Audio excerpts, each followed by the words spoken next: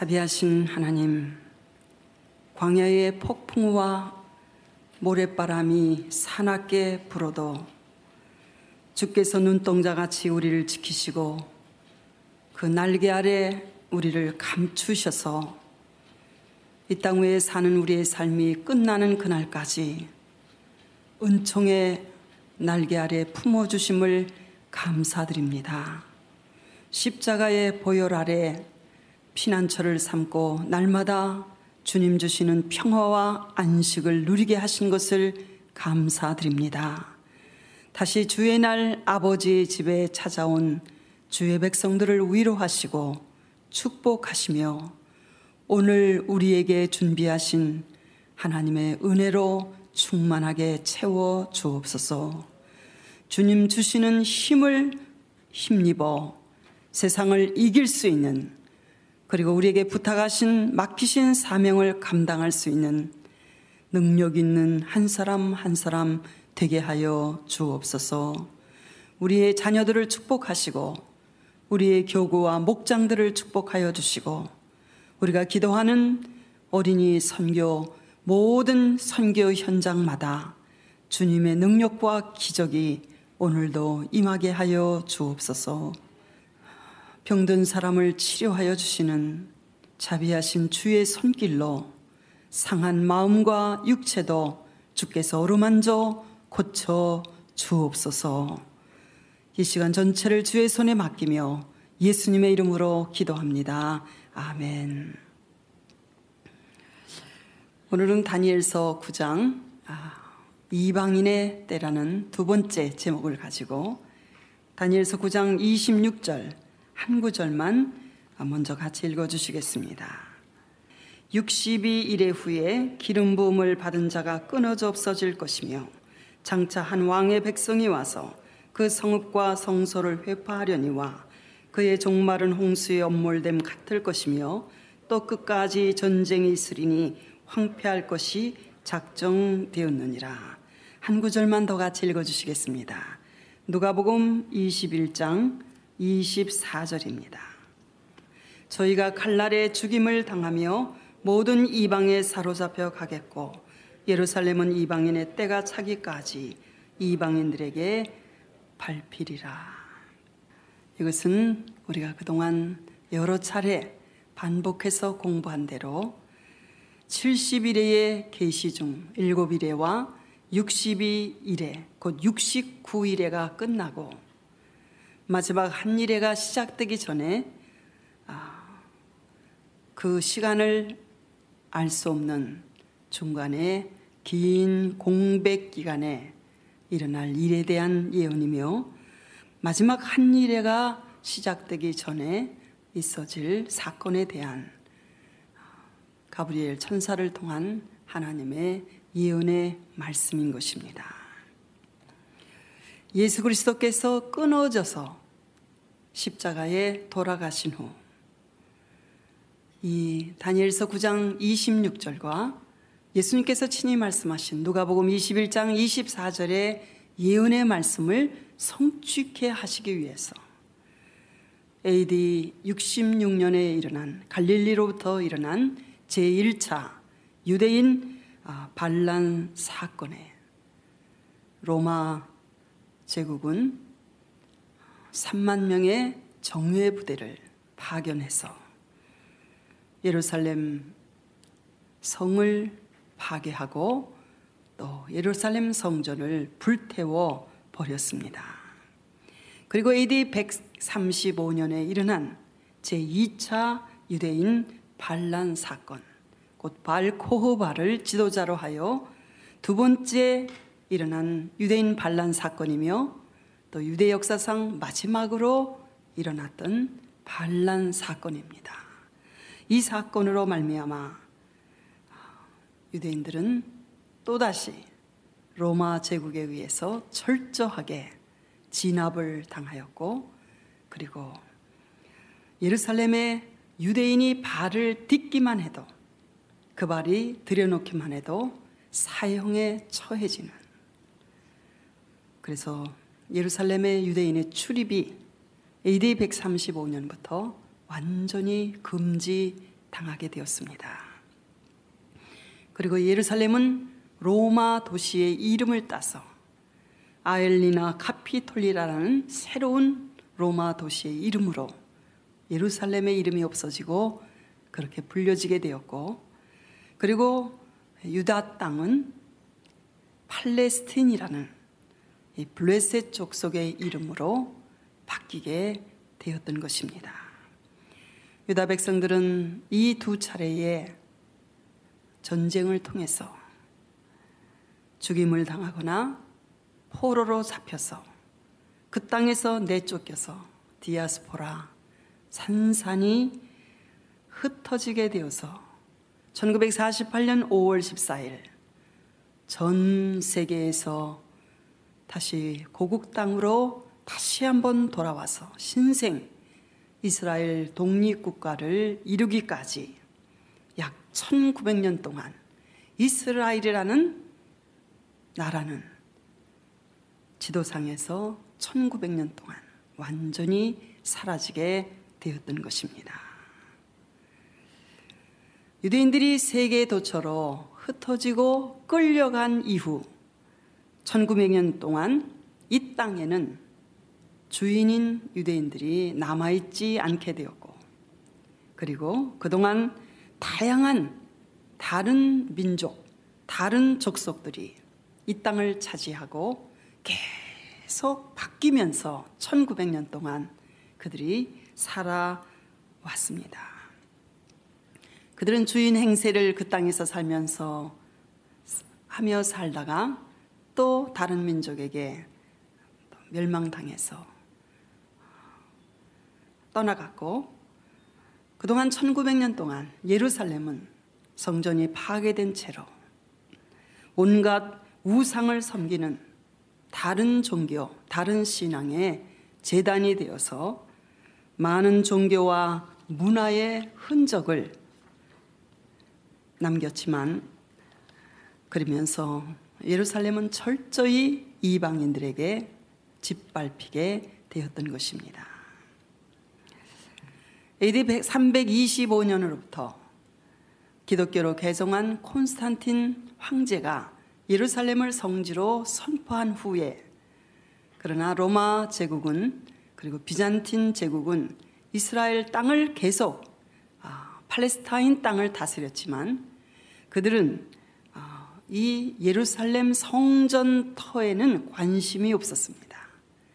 왜냐하면 저들이 예수 그리스도를 구주로 영접하지 아니하고 빌라도 총독에게 주님을 내어주어 십자가에 못 박히게 하여 죽게 한 그 죄의 대가로 그 민족이 멸망을 당하고 전 세계로 흩어지게 되었다고 생각해서 유대교의 가장 중심지인 이 성전 자리에 대해서는 비잔틴 제국은 전혀 신경을 쓰지 않았어요. 그래서 그냥 폐허된 상태대로 오랫동안 방치되어 있었습니다. 그러나 AD 634년에 처음으로 이 비잔틴 제국의 세력을 물리치고 이슬람이 이스라엘 땅에 들어오게 되었습니다. 그래서 예루살렘은 바로 이 7세기로부터 AD 7세기로부터 이슬람의 점령지로 차지가 되게 되었던 것입니다. AD 634년에 처음으로 이슬람 세력이 이스라엘 땅에 들어와서 예루살렘을 점령하게 되었는데, 그들은 회교 아랍국입니다. 그래서 AD 691년에 오말이라는 칼리프, 이슬람의 가장 높은 지위의 황제, 이런 사람들을 칼리프라고 불렀는데, 그가 바로 이 예루살렘에서 가장 역사가 깊고 유서 깊은 곳이 어디냐고 물으니까 바로 솔로몬의 성전터를 가르쳐주게 되었고, 그는 이 솔로몬이 제1성전을 지은 그 성전터의 폐허 위에 바로 이슬람 사원인 지금도 예루살렘을 방문하는 사람마다 제일 먼저 구 예루살렘 성전 자리에 가면 노란 황금 지붕을 한 오말 모스크라는, 이 오말이라는 칼리프가 AD 691년에 지은 모슬렘 사원이 세워져서 지금까지 1300년 동안 그 자리에 서 있게 된 것입니다. 바로 이 성전 자리가, 지금 서 있는 오말 모스크, 이 성전 자리 때문에 이슬람과 유대인 간의 예민한 분쟁과 갈등의 초점이 첨예하게 지금도 대립하고 있는 것입니다. 이 오말이 세운 이슬람 성전은 예루살렘을 방문하신 분마다 다 그곳을 보고 오시게 되는데, 그 모스크 안에는 큰 바위 덩어리가 있습니다. 모슬렘 사람들은 바로 이 바위 위에서 이슬람교의 장시자인 모하메드가 하늘로 승천했다고 이렇게 만들어가지고 그것을 이슬람의 성지, 제3의 성지, 제1의 성지는 메카고 두 번째 성지는 메디나고 제3의 성지가 바로 예루살렘 이 오말 모스크 자리예요. 그래서 이곳을 신성시하고 있습니다. 예루살렘은 셈족에 의해서 세계적인 3대 종교가 바로 이곳을 신앙의 원천지로 하고 있는데, 유대교, 기독교, 이슬람교, 이 3대 성지가 바로 예루살렘 이곳입니다. 그리고 우리가 잘 아는 대로 이슬람과 유대교의 분쟁의 초점이 되고 있는 것입니다. 이 바위가 왜 중요한가 하면, 왜 이 바위를 중심으로 해서 모슬렘들이 오말 모스크, 황금의 돔이라는 이 회교 사원을 세웠는가 하면, 그들은 모하메드가 이곳에서 하늘로 승천했다고 이런 것을 만들어서 성지로 숭배하고 있는데, 유대인들은 이 바위돌을 중심으로 해서 하나님께서 태초에 천지를 창조하셨다고 그렇게 믿고 있어요. 그래서 이 바위돌을 가리켜서 파운데이션 스톤이라고 일컫고 있습니다. 하나님이 천지 창조를 하실 때 이 바위를 중심으로 해서 하늘과 땅과 그 가운데 보이는 것과 보이지 않는 모든 것들을 지으셨다고 유대인들은 믿고 있습니다. 그리고 이 바위돌이 유대인들에게는 왜 중요한 것인가 하면, 바로 아브라함이 창세기 22장에 하나님께서 그의 독자 이삭을 하나님께 번제로 바치라 할 때에 모리아산 정상에서 이삭을 하나님께 드리려고 했는데, 바로 이 모리아산 정상에 있는 이 바위돌 위에 이삭을 제물로 바치려고 했었다는 것입니다. 역대하 3장 1절에 보면 성경에 기록하기를, 솔로몬이 예루살렘 모리아 산에 여호와의 전 건축하기를 시작하니 그곳은 여호와께서 그 아비 다윗에게 나타나신 곳이요 여부스 사람 오르난의 타작마당에 다윗이 정한 것이라. 그래서 이 바위돌을 중심으로 한 지금 황금의 돔, 오말 모스크 사원이 서 있는 이 자리가 유대인들에게는 빨리 그것을 허물고 제3의 예루살렘 성전을 건축하려고 기다리고 기도하는 가장 아랍과 이스라엘 간의 예민한 분쟁의 초점이 되는 곳이 바로 이 자리인 것입니다. 그래서 유대인들은 이 성전산에 출입하지 않습니다. 종교적인 유대인들은. 왜냐하면 지성소에 발을 디딜까 봐, 지성소가 그곳에 있었다고 믿기 때문에 부지중의 지성소를 밟을까 봐 종교적인 유대인들은 이 오말모스크 사원이 서 있는 성전산 위에 출입하지 않고 있는 것입니다. 유대인들은 이렇게 말합니다. 예루살렘에 존재하지 않는 가나안 땅은 불완전한 것이고 성전이 없는, 하나님을 예배하는 성전이 없는 예루살렘은 완전한 예루살렘이 아니라고 유대인들은 말하고 있습니다. 지금 현재 이스라엘과 아랍 세계 사이에는 도저히 화해가 될 수 없는 종교적인 신념과 갈등이 그 두 사이에 존재하고 있는 것입니다. 저는 오늘 이방인의 때, 바로 이방인의 때는 유대인들이 복음을 받아들이지 아니하므로 이 복음이 이방인에게로 넘어가게 된 바로 마지막 한 일회가 시작될 때까지 그 시기를 하나님께서 정확하게 말씀하고 있지 아니하는 이 긴 기간, 유대인들이 예루살렘에서 추방되고 가나안 땅에서 쫓겨나 전 세계로 흩어진 때로부터, 그때는 복음이 이방인들에게 전파되어 은혜 시대, 교회 시대, 바로 예루살렘의 이방인들에게 밟히는, 점령당하는 이방인의 때인데, 바로 이때에 가장 오랜 기간 동안 예루살렘과 가나안 땅을 점령했던, 바로 지금도 오말모스크 사원을 세우고 그곳에서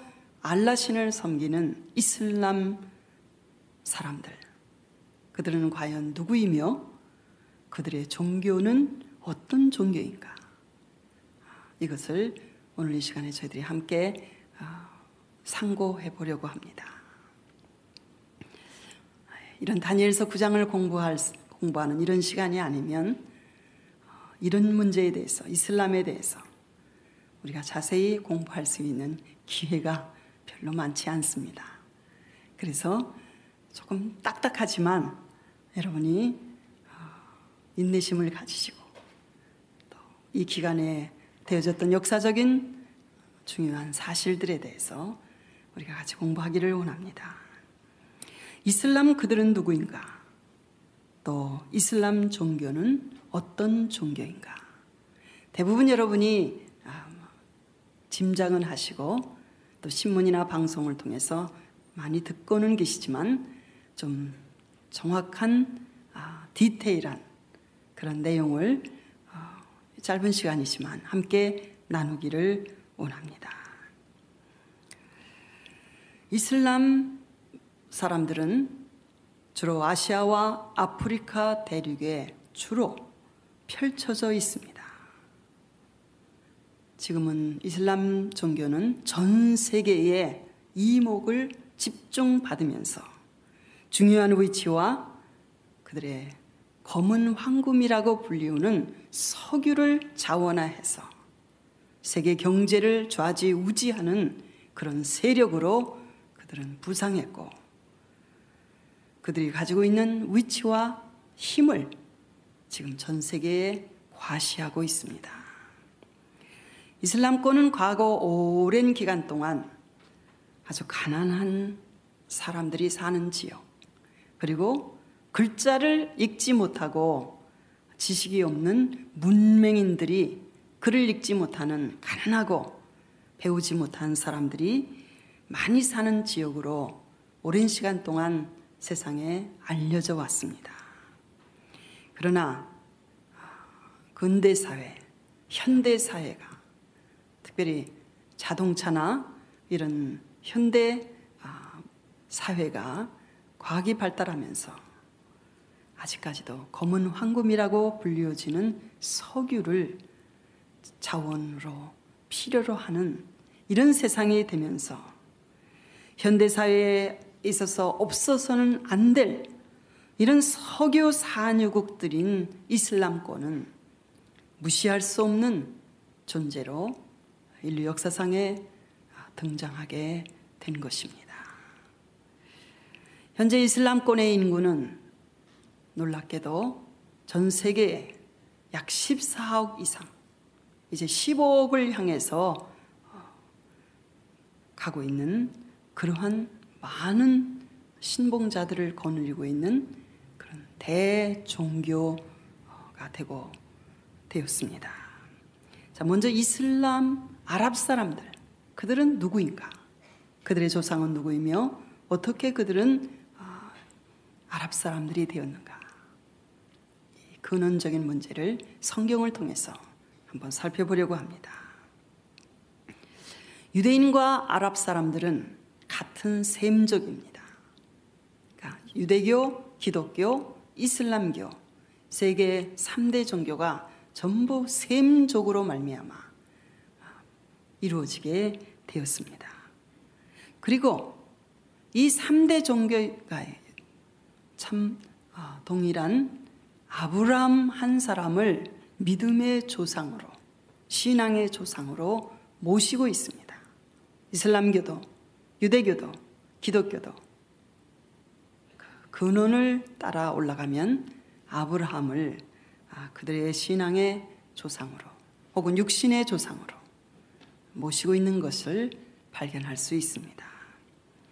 아랍 사람들은 아브라함의 아들이었고 이삭의 형이었던 이스마엘과 그리고 사라가 죽은 후 아브라함이 후처를 다시 얻게 되었는데 그의 이름이 구두라라는 여인이었지요. 그 여인에게서 난 5 아들 그리고 이삭의 큰 아들인 이삭이 리브가를 통해서 에서와 야곱을 낳았는데 바로 야곱의 형인 에서의 후손들.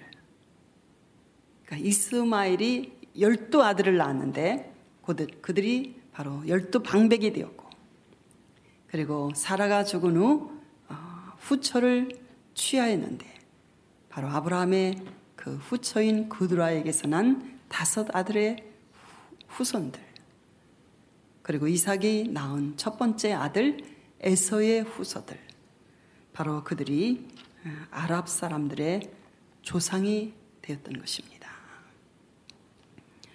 창세기 12장에 보면 지금의 중동 쿠웨이트 부근입니다. 거기를 가리켜 고대에서는 갈대아 우르 지방이라고 불렀습니다. 지금의 쿠웨이트 부근 갈대아 우르에 살고 있었던 아브라함을 하나님께서 부르셔서 본토 친척 아비집을 떠나 저 북쪽 지금의 터키령에 속한 하란을 거쳐서 지금의 이스라엘 땅인 가나안에 이르러 그곳에 정착한 것이 바로 창세기 12장에 기록되어 있습니다. 아브라함과 그의 아내 사라 사이에는 자식이 없었습니다. 근데 창세기 15장에 보면 어느 별빛이 빛나는 아름다운 밤에 하나님께서 이상 중에 아브라함에게 말씀으로 찾아오셔서 아브라함아 두려워 말라. 나는 너의 방패요 지극히 큰 상급이니라 하시면서 그에게 약속 언약을 세우셨습니다. 그 언약의 내용은 2가지를 주신다는 것인데 첫 번째 그에게 자식 곧 아들을 주어서 큰 민족을 이루게 하시고 그리고 아브라함을 이주시킨 이 가나안 땅을 그와 그의 자손에게 영원한 기업으로 주실 것인데 그 경계가 저 애굽 가자지구 밑에 있는 그 애굽강에서부터 저 북쪽 지금의 이락 지방인 유브라테스 강가 거기까지 이르는 큰 땅을 아브라함과 그의 자손에게 영원한 기업으로 주겠다고 약속하시고 언약을 세우신 것입니다. 그러나 이 약속을 받은 후 아브라함은 가나안 땅에 거한 지 10년이 지났는데 하나님의 약속인 자식이 없었어요. 아직 그 약속을 받지 못했어요. 그때 사라가 조금만 더 기다렸으면 됐을 텐데 그 약속을 기다리지 못하고 자기의 몸종 하가를 아브라함에게 첩으로 주어서 자식을 낳게 되었는데 바로 하갈을 통해서 얻은 그 아들의 이름이 이스마엘입니다. 그때 아브라함 나이가 86세였다고 성경을 통해서 우리는 알 수 있게 됐습니다. 그러나 이스마엘은 하나님께서 약속하신 그 약속의 아들이 아니었습니다. 아브라함과 사라가 약속을 지키지 못하고 육신의 생각대로 생산한 아들이었습니다. 바로 여기서부터 문제가 유대인과 아랍 사람과의 해결될 수 없는 뿌리 깊은 분쟁과 갈등이 여기로부터 시작되게 된 것입니다. 이스마엘이 출생한 지 약 14년이 지나서 하나님의 약속은 이루어져서 아브라함과 사라 사이에, 아브라함이 100세 되던 해, 사라가 90세 되던 해에 하나님께서는 약속의 자손인 이삭을 출생시키셨습니다. 이삭의 씨에서 메시아 예수 그리스도를 보내시려고 그 언약을 성취시키셔서 이삭을 출생시키셨습니다. 아브라함의 가정에서 태어난 이 작은 불씨가 결국 아랍과 이스라엘 간의 분쟁의 불씨로 바로 이 가정에서, 이 집안에서 문제의 뿌리가 시작되었던 것입니다. 이삭이 젖을 떼던 날 큰 잔치를 아브라함과 사라는 베풀었는데 바로 하갈의 아들 이스마엘이 약속의 아들인 이삭을 희롱하는 것을 보고 사라가 분노해서 아브라함을 충동시켜서 바로 이 하갈과 이스마엘을 광야로 그 집에서 내어 쫓게 되었죠. 우리 지난 금요일 우리 김호성 목사님의 설교를 통해서 이스마엘의 하나님이라는 설교를 통해서 그 내용을 우리가 자세히 들을 수 있었습니다. 그러나 하나님께서는 이스마엘에게도 큰 민족을 이루게 해주시겠다고 약속하신 것이 창세기 22장 18절에 기록되어 있습니다. 이삭의 아들 야곱으로 말미암아 그의 아들 12아들을 통해서 이스라엘의 12지파가 이루어지고 기근으로 인해서 애굽 땅에 내려갔다가 올라올 때 장정만 60만이 넘는 어린이와 노약자와 여자들까지 합치면 200만이 넘을 큰 민족으로 이스라엘은 가나안 땅으로 돌아오게 되었듯이 이스마엘에게도 12아들이 있어서 12방백을 이루게 되었다고 창세기 25장 13절부터 16절까지 기록해 주시고 있는 것입니다. 사라가 죽은 후 아브라함이 후처를 취했는데 그 여인의 이름이 구드라였고 그에게서 여러 아들이 나왔는데 5 아들이 나오게 되었죠.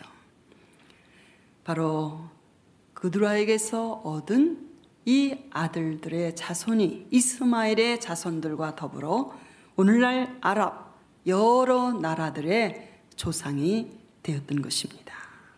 그리고 야곱의 형님이었던 에서 역시 아랍 족속의 조상이 되었던 것입니다. 아브라함은 임종이 가까웠을 때에 그는 이삭에게 자기의 영적인 정신적인 신앙과 모든 자신이 하나님으로부터 받은 그런 가장 소중한 것들을 이삭에게로 다 주었다고 말씀하고 있고 그러나 그의 서자들에게도 재물을 주어 약속의 아들 이삭을 떠나 동방으로 가게 하였다고. 성경에서 방향을 가리킬 때는 동서남북을 가리킬 때는 여기 동방으로 가게 했다 이렇게 할 때는 언제나 중심이 성경의 방향의 중심은 예루살렘을 중심으로 한 방향입니다. 예루살렘을 중심으로 해서 서쪽은 지중해가 있고 동쪽은 바로 요르단과 또 그 아래 아라비아 이런 서남 아시아 쪽으로 돼 있고 북쪽이 시리아, 남쪽이 애굽. 항상 성경에서의 방향은 예루살렘을 중심으로 한 방향입니다. 왜 아브라함이 임종하기 전에 이삭에게 자기의 소유물을 주었고 자기 서자들에게는 재물을 주어 동방으로 다 이삭을 떠나가게 하였는가 하면 이것은 아브라함이 형제들 간의 가정 불화와 반목의 분쟁의 요인을 미리 제거시키려고 깊은 생각 끝에 아마 그렇게 조치를 한 것으로 보여집니다. 자, 이제 아랍 민족 그들은 누구의 후손인가? 그들은 누구인가에 대해서 우리가 대강 이해가 되셨죠? 예. 그러면 이슬람 종교는 언제 시작되었고 누구로 말미암아 시작되었고 또 그들의 신앙은 어떤 내용을 믿고 있는 신앙인가? 이슬람 종교에 대해서 잠시 살펴보려고 합니다. 이슬람 종교는 아라비아 반도, 지금의 사우디아라비아죠. 이 아라비아에서 시작되었습니다. 이 아라비아는 서남 아시아에 위치한 큰 아주 거대한 페니슐라, 반도입니다. 여기는 대부분이 사막 지역이죠. 이 사막에 살고 있는 유목민들은 바로 아브라함의 서자였던 이스마엘의 후손들이었습니다. 창세기 21장에 보면 이스마엘의 서자들이 이 아라비아 쪽에 살고 있었다는 말씀이 성경에 기록되어 있습니다. 이슬람교의 창시자는 누구인가 하면 우리가 잘 아는 대로 모하메드입니다. 이 모하메드는 바로 AD 570년경 이 아라비아에서 가장 중요한 중심 도시였던 메카에서 그는 출생했습니다. 그는 불행하게도 어려서 부모를 다 일찍 여의고 고아가 되었어요. 그래서 여러 친척 집에 맡겨져서 양육받게 되었습니다.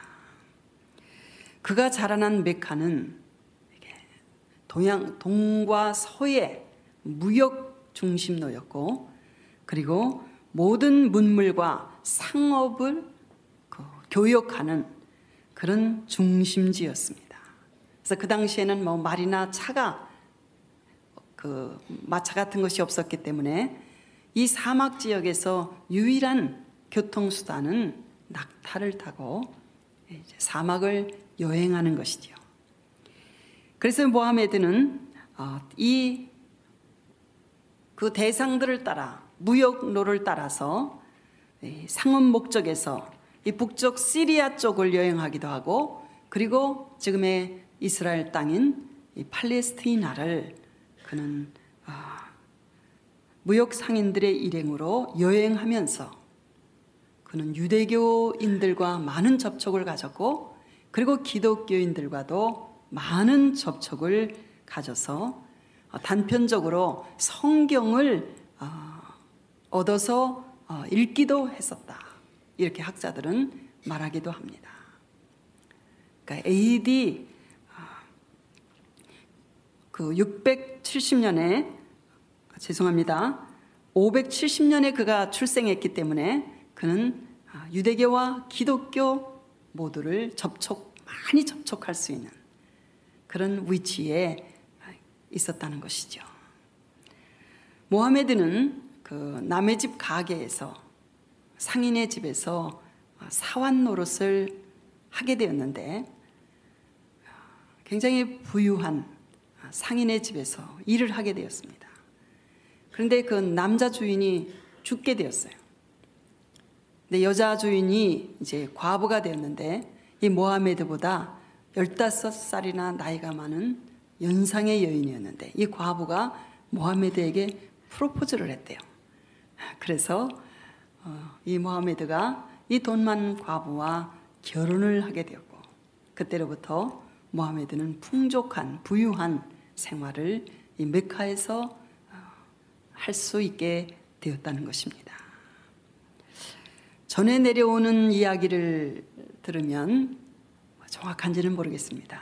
그 15살 연상의 과부가 유대인이었다는 그런 설도 내려오고 있습니다. 그런데 그때는 이 아라비아 사람들은 대부분 다신교, 그러니까 우상을 섬기는 여러 종류의 신을 섬기는 그런 민간 신앙을 하고 있었어요. 옛날 우리나라가 기독교가 들어오기 전에 여러 가지 바위도 섬기고 성황당도 섬기고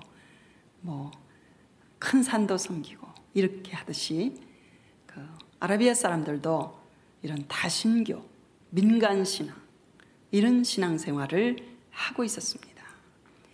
이 모하메드는 어느 날 이런 다신교의 회의를 느끼고 그는 산에 올라가 굴 속에서 명상도 하고 기도도 하는 그런 종교적인 사람으로 되었는데 그때부터 그는 이 과부와 결혼을 한 후 생활 걱정이 없어졌고 그때부터 이 종교 생활에 열중하게 되었다는 것입니다.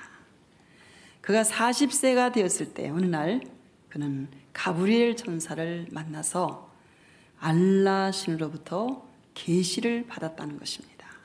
너는 알라의 뜻을 따르라. 너는 알라 신의 계시자이다. 이런 알라 신으로부터 가브리엘 천사를 통해서 계시를 받았다는 것입니다. 이슬람교를 들여다보면 유대교와 기독교와 굉장히 비슷한 것이 많이 있습니다. 그것은 유대교와 기독교의 영향을 이 모하메드가 많이 받았기 때문이라고 볼 수 있지요. 그때부터 모하메드는 자신을 예언자라고 자처하면서 율신 알라만을 믿을 것을 그 주위 사람들에게 전파하게 되었습니다. 당시 다신교를 숭배했던 이 주위 메카 사람들이 모하메드를 쉽게 그렇게 그가 말하는 것을 받아주질 수가 없었죠. 그래서 그는 어느 날 이 메카 시민들이 모하메드를 막 공격하고 그를 죽이려고 하니까 그는 자기의 제자들과 친척, 가족들과 같이 저 메카를 떠나서 북쪽에 있는 메디나라라는 도시로 도망을 쳤습니다. 그 일은 그가 52세가 되었던 해에 곧 AD 622년 6월 16일 날 메카를 떠나서 메디아로 신변의 안전을 위해서 피신하게 되었는데 이슬람교에서는 이 사건을 굉장히 중요하게 취급해서 헤지라라고 메카에서 메디나라로 피신한 이 사건을 헤지라라고 부르고 이 해를 이슬람교가 시작된 해의 기원으로 그들은 삼고 있습니다. 미드나에서 이제 교세를 확장한 후 모하메드는 군대를 준비해서 메카로 쳐들어가서 자기를 죽이려 했던, 자기를 방해했던 모든 사람들을 죽이고 메카를 점령했습니다. 메카에는 본래 이렇게 다신교를 숭배하는 사람들이었기 때문에 여러 가지 이렇게 신을 숭배하는 것이 있었는데 특별히 대표적인 것이 검은 돌이 놓여져 있는 그런 카바라는 그런 단이 하나 있었어요. 모하메드는 다른 것은 다 없애버리고 이 검은 돌이 놓여진 이 카바 하나만을 남기고 이것을 알라 신전으로 그는 삼았습니다. 그래서 그들은 이 검은 돌은 알라 신이 그들에게 보내준 것으로 믿었는데 많은 사람들은 그게 알라 신이 보내준 돌이 아니고 하늘에서 떨어진 운석일 것이라고 보고 있습니다. 지금도 사우디에 가면, 메카에 가면 이 검은 운석을, 운석인지 검은 돌인지 이것을 순례하기 위해서 전 세계의 이슬람 사람들이 모여서 이 주위를 빙빙 돌고 이 카아바에 입맞추는 그런 모습을 우리는 뉴스에서 볼 수 있는데, 매번 너무 많은 사람들이 모이니까 순례객들이 서로 밀치다가 깔려서 수많은 사람들이 죽는 사고도 빈번하게 이곳에서 발생하고 있지요. 그는 63세에 세상을 떠났습니다. 모하메드는 63세에 세상을 떠났는데, 그로 말미암아 이 세계 종교에서 가장 후대에 생긴 종교가 바로 이슬람 종교입니다. 그로 말미암아 이슬람 종교가 시작되게 된 것입니다. 우리가 잘 아는 대로 이슬람 종교의 경전은 코란입니다. 아랍어로는 꾸란이라고 부르고 있지요. 꾸란. 우리는 그냥 코란이라고 이슬람교의 경전을 부르고 있습니다. 코란이라는 말의 뜻은 읽어라, 그런 뜻입니다. 읽어라, 그런 뜻인데 114장으로 되어 있어요. 114 챕터로 되어 있습니다.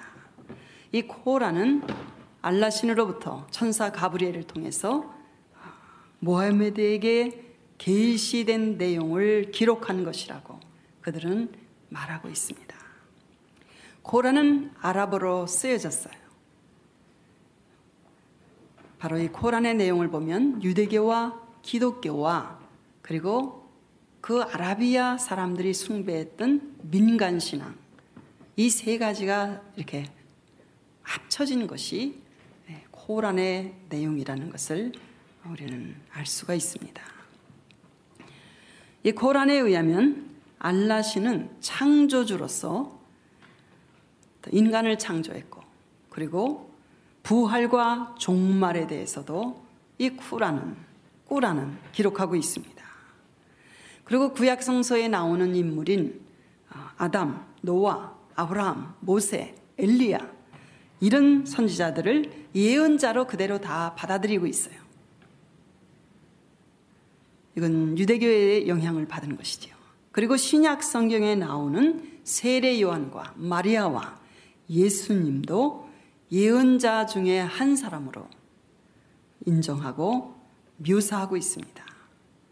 그러나 예수 그리스도가 메시아로서 하나님의 아들이라는 것은 절대적으로 부정하고, 오직 가장 높은 예언자는 모하메드고, 예수님이 세상에 오신 목적은 예언자 모하메드의 출현에 대해서 세상에 그를 소개하고 알리는 사명을 위해서 예수는 세상에 보냄을 받았다. 이렇게 그들은 주장하고 있습니다. 이것은 이슬람교가 유대교와 기독교를 많이 닮았고 영향을 많이 받았다는 것을 우리에게 보여주는 것인데, 그러나 이 모하메드는 유대교와 기독교에 대해서 정확한 말씀의 지식을 온전히 가지지 못했기 때문에 이렇게 쿠란을 이런 식으로 예수 그리스도의 하나님의 아들이심과 유일신 신앙을 그가 부정하게 되었던 것입니다. 이슬람 교리 중에서 가장 중요한 것이 두 가지입니다. 첫째는 알라 외에 다른 신은 없다는 것이에요. 이슬람 사람들은 아기가 태어나면 태어날 때부터 죽을 때까지 바로 알라 신 외에 다른 신은 없다는 것을 일생 동안 꾸준히 말하게 만듭니다. 그리고 두 번째 중요한 교리는 모하메드는 하나님의 예언자, 가장 최고의 예언자라는 것을 강조하는 것이 이슬람 교리의 두 가지 가장 중요한 내용인 것입니다. 이슬람 교리에 의하면 이 모하메드는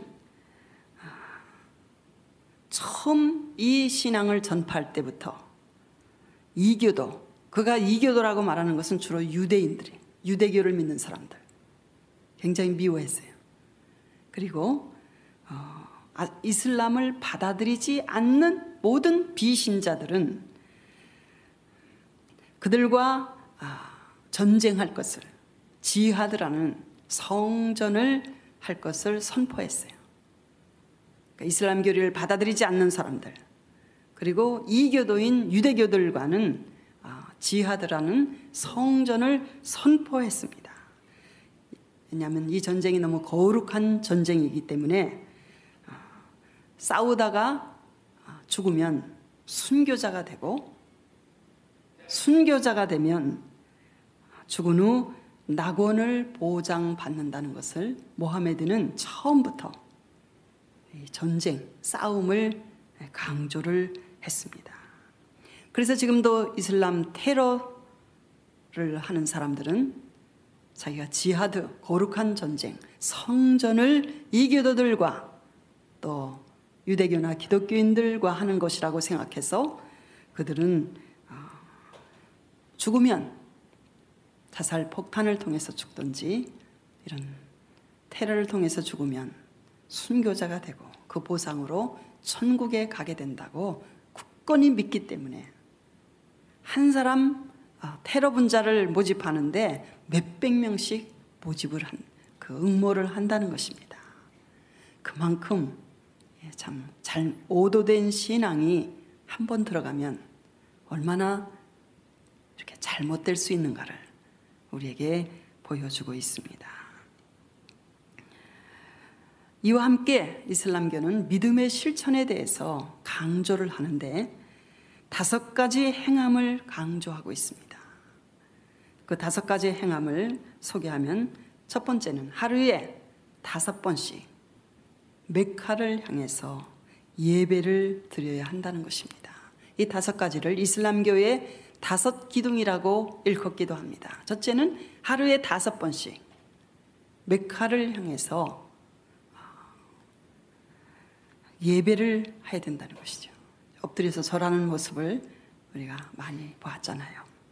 두 번째는 알라가 유일하신 신임을, 우리가 구약 성경에서 너의 하나님 여호와는 오직 한 분이신 하나님이니 이것을 본따서 알라도 유일한 하나님이심을 믿어야 한다는 것, 이것이 두 번째 이슬람의 가장 중요한 실천 교리입니다. 세 번째는 궁핍한 자에게 자선을 베풀어야 한다. 이것도 성경에서 많이 나오는 이야기죠. 그리고 네 번째는 라마단, 이슬람 달력으로 9월달입니다. 라마단 한 달 동안 해 뜰 때부터 해질 때까지 금식을 하여야 한다는 것이죠. 해가 지면 마음대로 먹어도 되니까 이슬람 사람들이 이 위장병 환자가 많다고 그래요. 해 뜰 때부터 해질 때까지는 아무것도 먹을 수 없지만 해만 졌다 하면 마음대로 먹을 수가 있으니까. 제가 이집트를 여행하는 중에 라마단 기간 중에 봤는데요, 식당마다 아직 해 떨어지기 전에 이슬람 교도들이 꽉 차 있어요, 식탁에. 왜냐하면 해가 떨어지면 즉시에 먹으려고 식당에 가서 앉아서 기다리고 있는 모습을 많이 보았습니다. 그래서 위장병 환자들이 많다고 그래요. 한 달 동안 그냥 아침 해 뜰 때부터 해질 때까지 못 먹다가 밤새도록 한꺼번에 먹고 또 먹고 많이 먹으니까 이 위장병 환자가 많이 있다는 그런 얘기를 들었습니다. 마지막 5번째가 일생에 한 번은 메카를 성지순례하여야 한다는 이 5가지 기둥이 이슬람 교리의 실천, 그 내용, 강조하는 믿음의 실천을 강조하는 내용입니다. 그리고 돼지고기도 먹을 수 없고, 그리고 도박도 할 수 없고, 술도 먹을 수 없는 것이 이슬람 사람들이 행하는 일입니다. 이슬람교는 은혜로 구원을 받는 종교가 아니라 인간의 노력과 행함을 통해서 이런 알라신을 예배하고 그리고 선행을 하고 성지순례를 함으로 말미암아 천국에 들어갈 수 있다는 이런 행함을 통하여 천국에 들어가는 이런 하나님의 은혜로 말미암은 종교가 아니라 자률 종교예요. 나의 노력과 나의 신앙으로, 내 힘으로 천국에 들어가게 되는 그런 자력 종교라고 말할 수 있습니다. 모하메드가 죽은 후 이슬람교는 급속도로 팽창하게 되었습니다. 단시일에 그 사람들이 급성장하는 것을 보고 유럽의 기독교인들은 그들을 가리켜 사라센이라고 부르기 시작했어요. 사라센이라는 말은 사막의 사람들이라는 뜻입니다. 이슬람교는 세 종파로 분류할 수 있습니다. 첫째가 시아파죠. 우리 신문에 자주 등장하는 이슬람 한 종파입니다. 이 시아파는 자기들의 신앙이 모하메드의 신앙을 가장 정통적으로 받아들인 그런 종파라고 주장하면서 전체 이슬람 교인들 간의 약 20%가 이 시아파에 속하여 있습니다. 최근까지 테러와 납치 사건을 일으키는 이런 급진 원리주의자들이 대부분 이 시아파에 속합니다. 그들은 이란, 예멘, 그리고 시리아, 이락, 인도, 파키스탄 이쪽에 시아파 추종자들이 있는데 그들은 전체 이슬람 교도 중에 약 20%를 차지합니다. 두 번째가 수니파입니다. 이 수니파는 코란만 믿을 뿐 아니라 코란 외에 하디스라는 것을 믿고 그리고 순나라는 경전을 코란 외에 또 중요한 경전으로 믿는 사람들이에요. 이 하디스라는 것은 내용이 어떤 것이냐면 모하메드가 살아있는 동안 그의 입으로 그러니까 코란 외에 모하메드가 살아있을 때 한 말씀, 이것을 하디스라고 불리우는데, 그리고 순나는 모하메드가 살아있을 동안에 그가 어떤 일을 행했는가, 모하메드의 행동에 대해서 기록한 것인데 코란 외에 이 두 가지를 경전으로 받아들이고 또 코란과 같이 그 하디스와 순나를 받아들이는 사람들, 이 사람들이 바로 전체 이슬람 교도의 80%를 차지하는 수니파입니다. 이 수니파의 신앙은 학자들의 연구에 의하면 코란의 전통적인 해석의 바탕 위에 그리스 철학을 가미하고 그리고 또 이슬람의 신비주의라고 불리우는 수피 사상이라는 것이 있어요. 그 이슬람의 신비주의, 이 수피 사상을 같이 가미해서 발달시킨 것이 바로 이 수니파인 것입니다. 지금 이슬람교는 시아파든지 수니파든지 이슬람권에서뿐만이 아니라 전 세계로 곳곳에 선교를 조직적으로 지금 하고 있습니다. 그리고 이슬람교는 기독교보다도 유대교는 전도하지 않는 종교니까 유대인 외에는 유대인들은 유대교를 전도하지 않습니다. 그러나 기독교는 열심히 선교하지만 우리의 선교의 열심에 비해서 이슬람교는 지금 더 열심히 세계 곳곳에 조직적으로 선교 활동을 하고 있어서 아주 급속도로 이슬람교가 팽창해 가고 있습니다. 이슬람교는 이제 더 이상 중동의 종교가 아닙니다. 그 중동 지역에 국한된 종교가 더 이상 아니에요. 지금은 세계 여러 지역에서 급속도로 그 세력을 확장해 가고 있습니다. 유럽에만 약 2천만 명의 이슬람 교도들이 지금 날마다 5번씩 예배하면서 코란을, 알라신을 유일의 신으로 섬기고 있어요. 지금 유럽은 대대적인 배교, 그들의 전통적인 기독교 신앙을 떠나고 있는 모습을 보여주고 지금 불란서나 영국이나 독일이나 지금 서유럽 국가들이 무서운 속도로 모슬렘 교도들이 지금 늘어나고 있는 추세입니다. 지금 우리에게는 이슬람권의 선교가 시급합니다. 그들도 복음을 통해서 구원받아야 할 하나님의 형상으로 지음받은 사람들입니다. 참 모슬렘권은 가장 선교하기가 힘든 지역입니다. 우리가 모슬렘권에 관심을 갖고 특별히 우리가 모슬렘권에 들어가서 선교할 길은 굉장히 좁지만 그래도 오직 유일하게 아직 남아있는 방법은 어린이 선교입니다. 학교를 세우고 그들에게 영어를 가르치는 이 선교 방법을 통해서 우리가 이슬람 선교를 할 수 있는데 우리는 그곳에 가지 못한다 할지라도 우리 주변의 사람들과 또 기도로 우리가 그 이슬람 선교를 할 수 있지요. 다음 시간에는 이 예루살렘을 차지하려고 하는 아랍과 유대인과의 숙명적인 역사, 마지막 한 일회가 시작되기까지, 그리고 제가 기회가 되면 에스겔서 38장과 39장에 예언된 이슬람권의 마지막 운명, 그들은 인류 역사에 있어서 마지막 어떻게 될 것인가.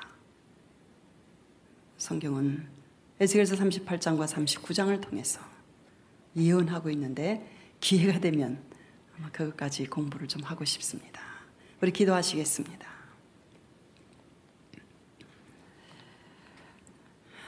자비하신 아버지 하나님, 인류의 역사를 통해서 하나님이 지으신 이 아름다운 세상이 전쟁과 살육과 대립과 분쟁과 갈등으로 얼룩지고 피로 물들어가고 있는데, 하나님, 이 세상과 온 인류를 향하신 하나님의 계획에 대해서, 그분의 섭리에 대해서 우리로 하여금 미리 알게 하시고 깨닫게 하시고 지금 우리가 하여야 할 일을 알게 하심을 저희들이 믿습니다.